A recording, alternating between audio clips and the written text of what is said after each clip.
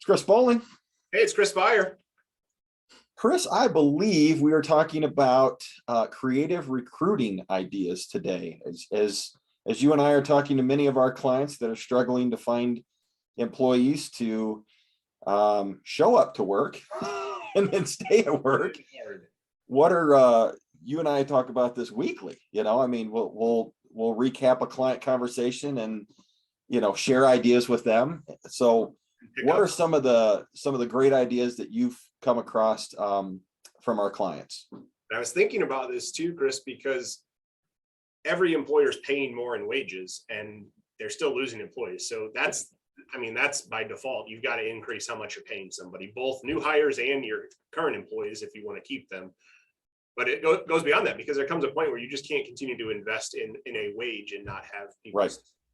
So deferred compensation has come up with quite a few employers that I would not have thought would have looked at it for that type of employee position. So typically you think of deferred compensation for your executives, where they're going to put some form of bonus program in place to keep them there so they don't lose their talent. We're seeing other employers now start to move that down into a managerial level, even into a supervisory role, in some form of retention bonus. Okay. There's tons of ways to set that up. We've got specialists within our team that handle that specifically, but saying if you're here after a year, after 3 years, okay, after 5 years, or even after 6 months, here's where the bonus comes, because so much of it was being put into, come sign on and here's your big bonus, and that still wasn't working. So yeah, retention bonuses with some form of deferred comp. I love it. Yeah, it's been a big topic for a lot of companies. How about you? What have you been seeing? So one of the things that I've ran across is changing the Monday through Friday to let's go to 410s, and everyone gets that 3-day weekend.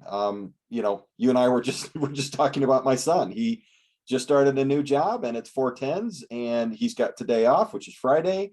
Yeah. And he's loving it. He's not necessarily loving his new job, but yet he loves the schedule, which will help him stay there, Yeah. So 410s, going back to when my wife and I were first married, she used to work 312s.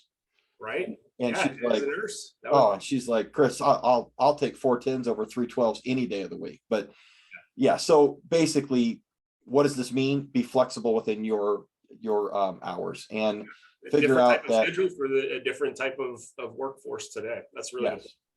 How about you?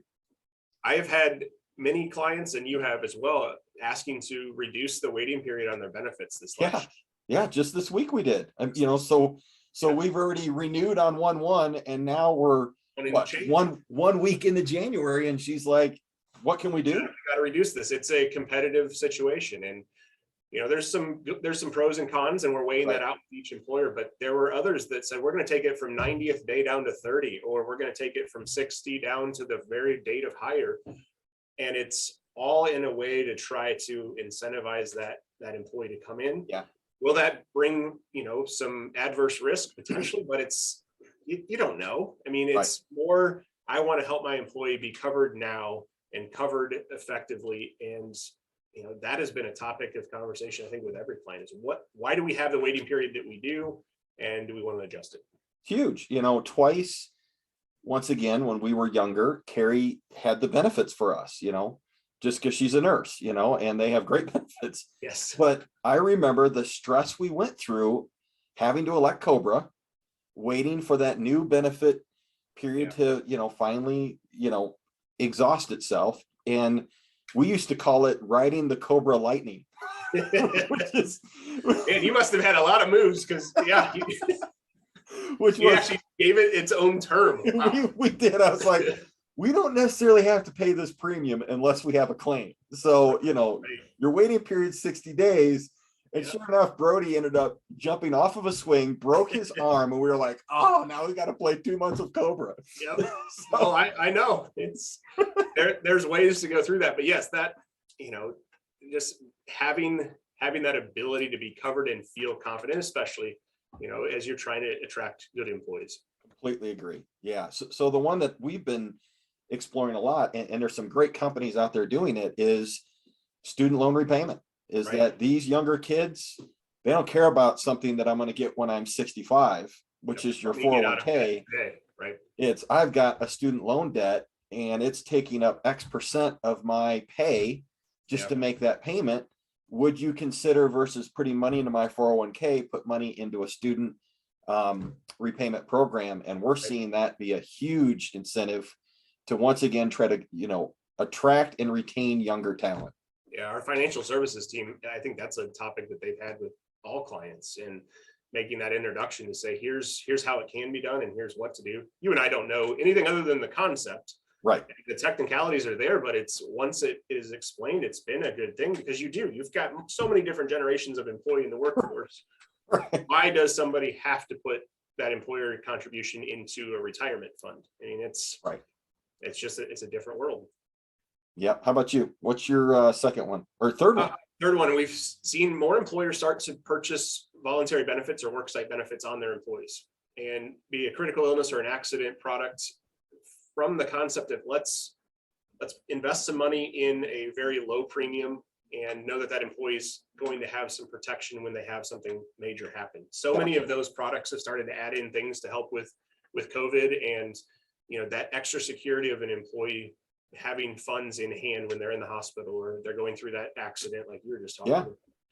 But the employer saying, I'm going to buy that for you because the product is so inexpensive, and it actually does make a large financial impact. I don't think we're seeing employers stop paying for dental or vision coverage, but we're seeing more investment into that, as opposed to throwing that into a wage where they're paying payroll tax and they're paying a higher, work comp threshold. They're putting money into a premium. Well, you had a great story of one of our clients that was having high turnover, that was putting money into an HSA, and now the employees are walking with that money. And I was like, wow, that's a great idea versus doing the HSA. Let's do something like this. It's still a benefit, but now, God forbid if they leave, at least I'm not, they're not walking away with, hundreds of dollars. So. Right. And it was that employer trying to decide, do I put, all this money in the HSA on January 1 so they have the buffer, and then that employee leaves, and did it really help them? Did I not? It's a cultural concept for each company, but yes, the worksite products being employer paid has been a topic that we're seeing quite a bit. How about you for your third one? Nothing new, which is working remotely.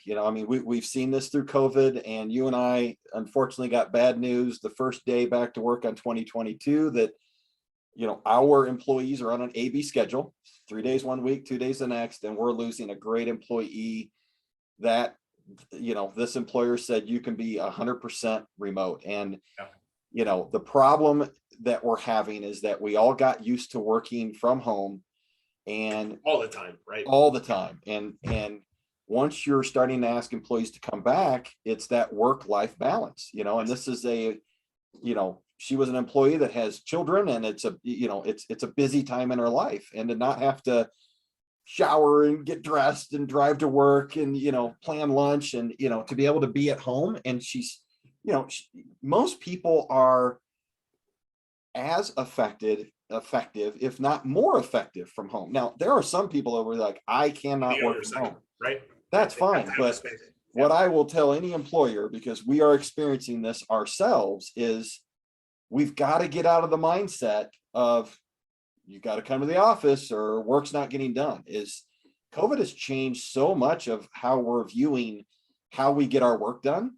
Yes. And it's not about coming into an office door at X time and leaving at Y time. It's here's your job, and as long as you get it done, why do I care where you're working? No, I just had a conversation this morning with one of our team members and employees working from home. How would I know the difference?